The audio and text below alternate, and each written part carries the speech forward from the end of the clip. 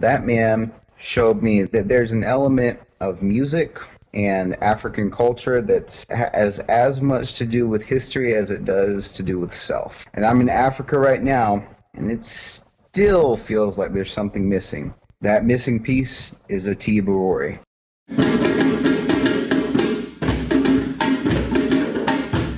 My name is Atiba Rorie. I am a percussionist, folklorist, musician, anthropologist, ethnomusicologist, a whole bunch of ologies and all of that stuff put together.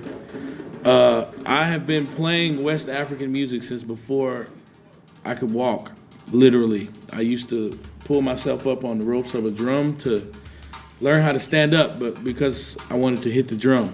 I kind of was born into doing music. I don't know anything else. I enjoy music of the world because there's a lot behind the music of other cultures, African culture specifically.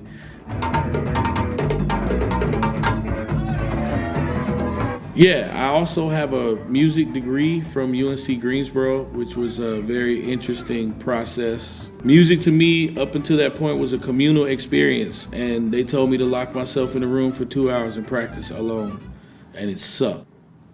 It was very, very bad. I can't necessarily say what inspired me. I can say that I come from a family who support the arts, my parents especially. My father is an artist. He's into theater, and my mother as well is into theater, but my mom went more into the arts management side of things.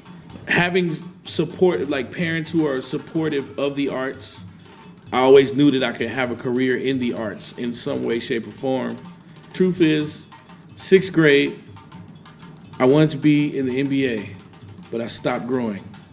So I had to change my career path. In high school, I did want to be president of the National Kickball Association. There is one. I looked it up. Other possible jobs.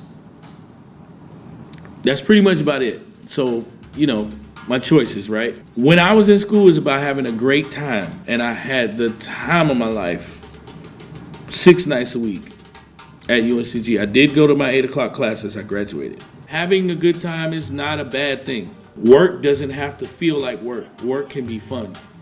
That's one of the things culturally that I appreciate about African music especially. When people go on the farm to work, the musicians are right there with them drumming. The women are there singing. There's a whole thing that happens to help encourage the workers. Work doesn't always have to be fun, but it is work and it has to be done. The UNCG fun though, for me was off campus. So it was going to other places. It kind of feels like you can have a lot of fun at Guilford without leaving. Like this community has kind of created some kind of thing here where it's a whole bunch of different people from a lot of different places that come together and everybody kind of gets along. 2 people with various vast different ideologies hang out together. At UNCG, when I was in school, I didn't see that very much. It was actually like a big high school, like this group, that group, this group. I kind of bounced in between everybody because I don't really care. But that's for me, yeah, the separation there that I don't necessarily see here. Guilford is beautiful in the sense that you don't have to come here with a plan as to what the rest of your life will be the first semester, but you definitely need to know that you're still in school and you have responsibilities. So you grow into yourself, but maintain your responsibilities. Guilford, from a teaching standpoint, they try to, they want us to be teachers and educators and whatnot, but they also want it to be like a safe space, comfortable space for people to be themselves. So those are 2 main differences, I think.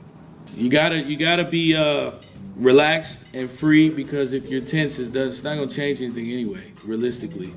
And then, tension is not good. Tension is what makes things break. If you take a rubber band and you put too much tension, it breaks. It's a rubber band. It's supposed to stretch. Stretch, but don't go too far. Come back. I learned a lot about myself along with the history and the meaning behind dances that we did and the drumming that we did. There was always a purpose and there was always something that came out of it. I never left his presence without learning something, and he could effortlessly do it. He didn't have to just go up there and give a lecture. He would just take out the drums, start drumming, and then after that, we'd reflect and we would all learn something from it. It was very spontaneous.